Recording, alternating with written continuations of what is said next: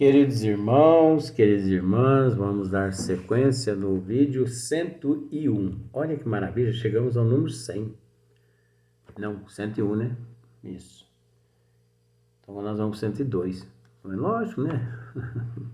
Eita, meu Deus do céu. Então, para você entender, veja os vídeos. Você viu que eu não me preocupo com isso? Não corto imagem, não corto nada. Eu sou o que sou e pronto, não tô nem aí. Então, convide amigos, divulgue o link, você entendeu?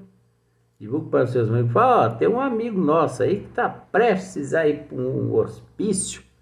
Vamos todo mundo rezar por ele, mas eu estou te mandando o link aí para você assistir também, porque assim você assistindo, unimos as nossas forças para a gente mandar ele, para proteger ele lá no hospício. Não, gente, isso é para divulgar mais ainda, sabe? Para nós não ficar assim com conhecimento armazenado, né? Então vamos aqui, ó. A forma física futura de nosso amigo Segismundo dependerá dos cromossomos paternos e maternos. Adicione, porém, a esse fator primordial a influência dos moldes mentais, né? Porque existem os moldes mentais, né? De Raquel. A atuação do próprio interessado, o concurso dos espíritos consultores que agirão como funcionários da natureza divina, invisíveis ao olhar. Não é macumba não, viu, gente? Que isso não me pega. Isso é sono mesmo, porque é todo dia hora dessa, né? Então, já quase 2 horas da madrugada, mas não tem problema não, né, cramando não. Isso é até gostoso. Invisíveis ao olhar terrestre, o auxílio afetuoso das entidades amigas que visitarão constantemente o reencarnante nos meses de formação no novo corpo e poderá fazer uma ideia do que vem a ser o... Epa! Para de abrir boca, trem. Do tempo físico que ele possuirá por algum tempo com dádiva da superior autoridade de Deus, a fim de que se valha da bendita oportunidade de redenção do passado e iluminação para o futuro, no tempo e no espaço. Você pode até pensar assim, mas cada caso é um caso, né? Mas percebemos. Eu tô tampando assim, gente, porque eu tô abrindo boca mesmo. Não tô tampando assim pra fingir, não, viu? Tô tampando pra tampar mesmo assim, o bocão. Você pode pensar assim, ó, mas se não existe privilégio para nenhum, o que tá acontecendo com esse Sérgio Mundo? Se cada caso é um caso, tanta assistência espiritual desse jeito, isso é privilégio. Não, gente, isso chama-se merecimento. Ele conquistou, ele trabalhou, ele batalhou depois do crime que cometeu. Nós vamos ver isso mais à frente, você entendeu? Então ele conquistou, ele amealhou, sabe? Vamos dizer assim, que em vez... Ele cometeu um crime, que foi... Ele matou Adelino. E depois ele cometeu outros crimes. Mas, uma vez que ele se conscientizou-se, se arrependeu, pediu perdão, foi dada-lhe a oportunidade de reparação, tá bom? Aí o que aconteceu? Ele angariou muitos amigos espirituais também durante esse processo. Eita, meu Deus, se fosse nas emissoras, né, eles até cortava, né? Não tem frescuragem, não. Não, gente, isso que está sendo acrescentado aqui faz parte da lei de causa e efeito do que ele plantou. Vamos dizer que ele plantou moranguinho desde o começo, onde era para plantar giló, ele plantou moranguinho. Porque a história vai longe, você vai ver onde vai parar essa história. Alguns fisiologistas da crosta, da crosta, concordam em asseverar que a vida humana é uma resultante de conflitos biológicos esquecidos de que, muitas vezes, o conflito aparente das forças orgânicas não é senão a prática avançada da lei de cooperação espiritual. Isso, por mais ignorante que seja o fisiologista, ele não pode negar. Porque não existe outra explicação mediante alguns fatos, entre alguns acontecimentos. Só pode existir o auxílio da providência divina, que os fisiologistas, por serem assim muito fanáticos naquele conceito faraônico, eles não admitem. É lógico que tem certos fisiologistas, você está percebendo que eu estou coçando demais aqui, né? Tem certos fisiologistas que, por serem espíritas, eles conhecem tudo isso que eu estou dizendo aqui, conhecem até muito mais. Mas aquele que não é espírita, ele pena, né?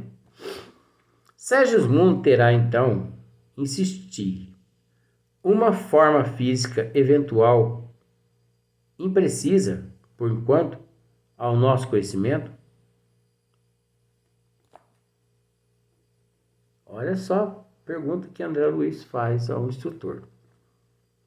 Segismundo terá, então, insistir uma cooperação espiritual. Segismundo terá, então, insistir uma forma física eventual, imprecisa, por enquanto, ao nosso esclarecimento. O instrutor esclareceu sem demora. Se estivéssemos diretamente ligados ao caso dele, estaríamos de posse de todas as informações onde existe o complexo e os arquétipos e os registros. Mas isso, Alexandre e André não estavam de posse. Então, Alexandre não podia afirmar. Todas as informações referentes ao porvir. Nesse particular, mas a nossa colaboração neste acontecimento é transitória e sem maior significação no tempo. Os orientadores de Segismundo, porém, nas esferas mais altas, guardam o programa traçado para o bem do reencarnante. Gente, vocês viram aqui outro fator? Os orientadores de Segismundo, porém, nas esferas mais altas, guardam o programa traçado para o bem do reencarnante. Esferas mais altas. A programação dele, Segismundo, encontrava-se em esferas mais altas. Então, Segismundo, entre nós aqui, sabe? Ele não era pouca coisa, não. Ele era farinha da mesma saca.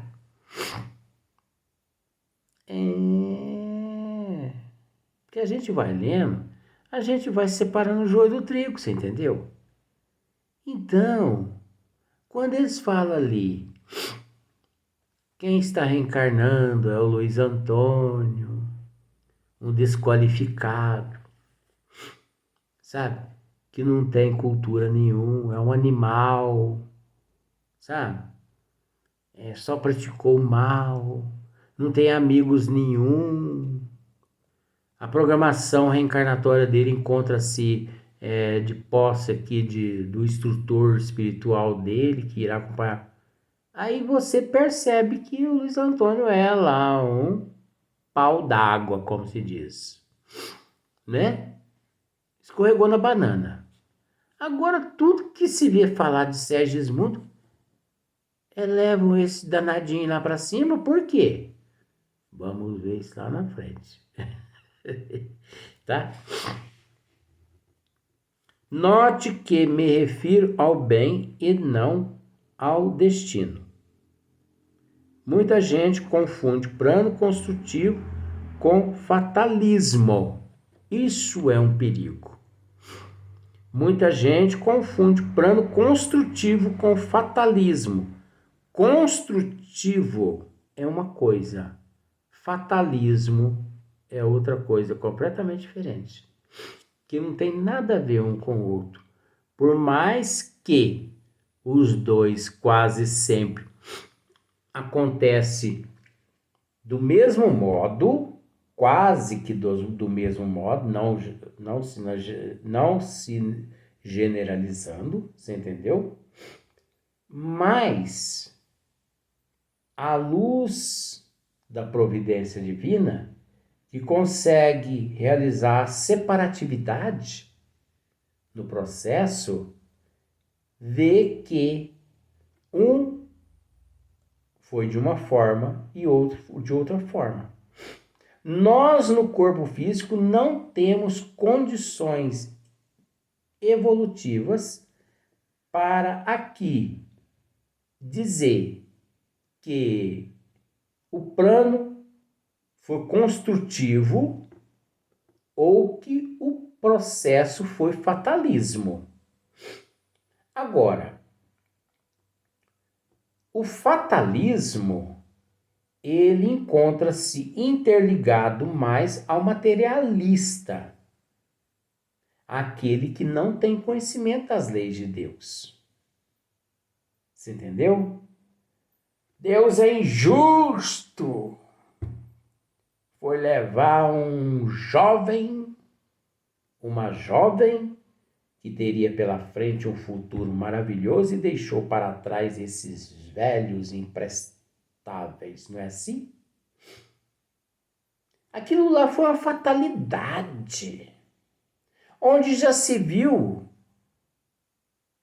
a mamãe dele pediu para que ele fosse à padaria buscar pão. Ele atravessou a rua, no que foi atravessar, o carro pimba nele. Isso é uma fatalidade. Não existe fatalidade. Não existe fatalidade. Não existe fatalidade. Não existe fatalismo. Não existe.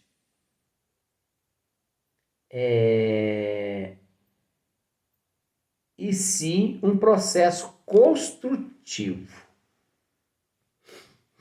Um processo construtivo.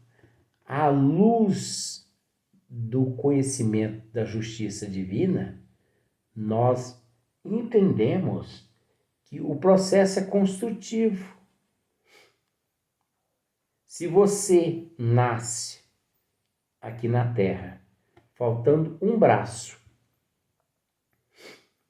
tudo bem que você faz, resignadamente, aceitando, com humildade, com paciência, sabe o que acontece? Leva você a um processo de credenciamento no fator mérito.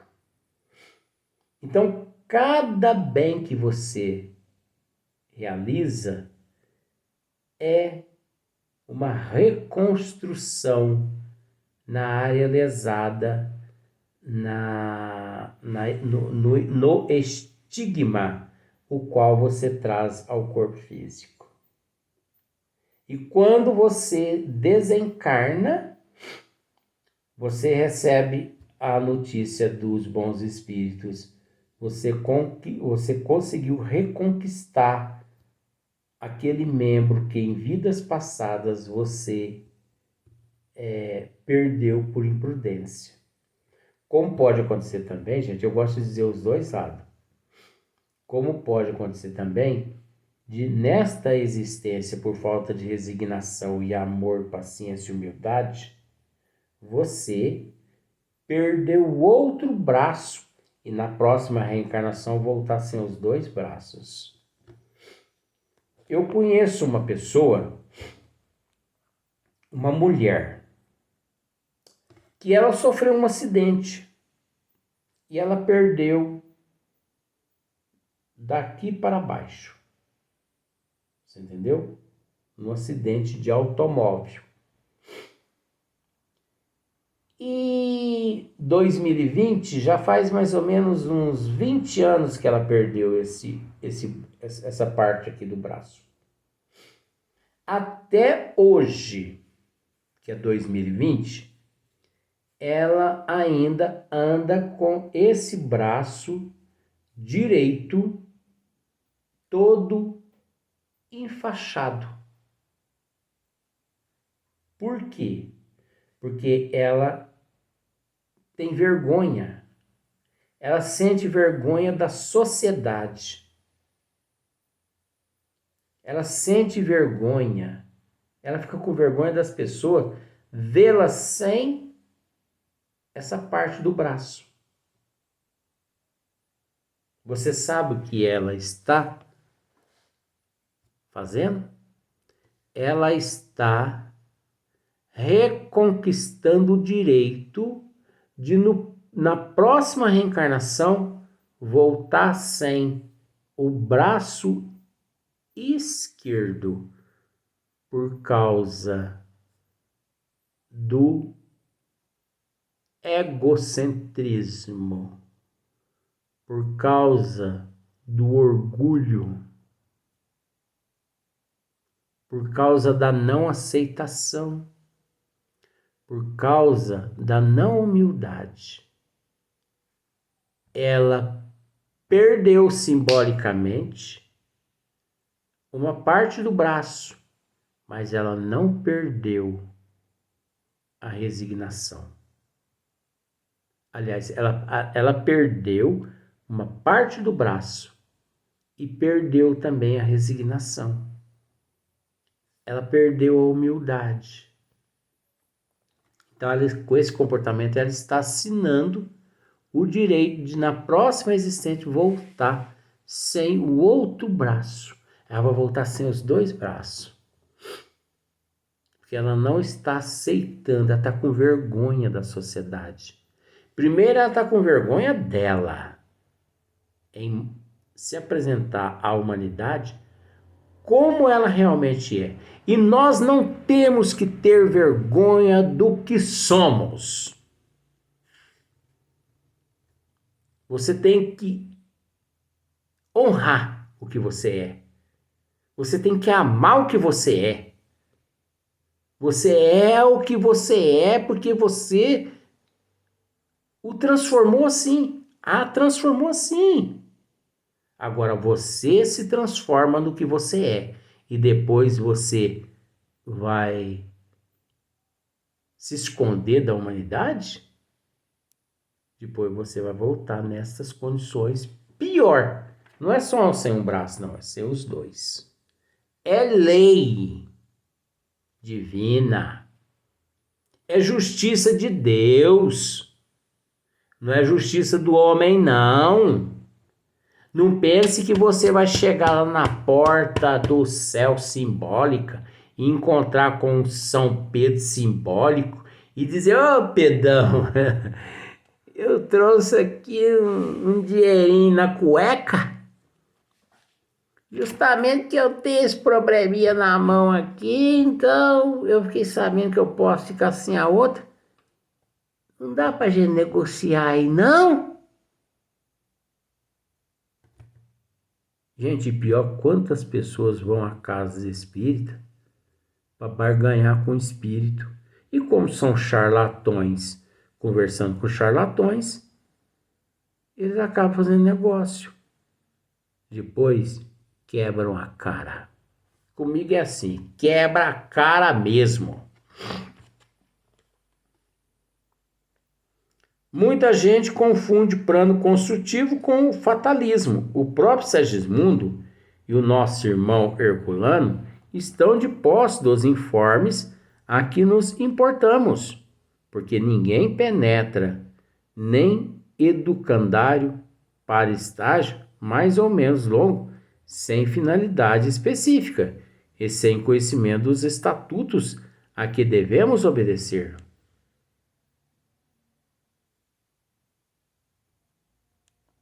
Então, o negócio é muito sério, gente. Olha aqui. Os contornos anatômicos da forma física disforme ou perfeitos, os contornos anatômicos de Segismundo ou forma física disforme, sem forma, ou perfeitos, longínquos ou brevilíneos, belos ou feios, fazem parte dos estatutos educativos. Em geral, a reencarnação sistemática é sempre um curso laborioso de trabalho contra os defeitos morais. Então você observa que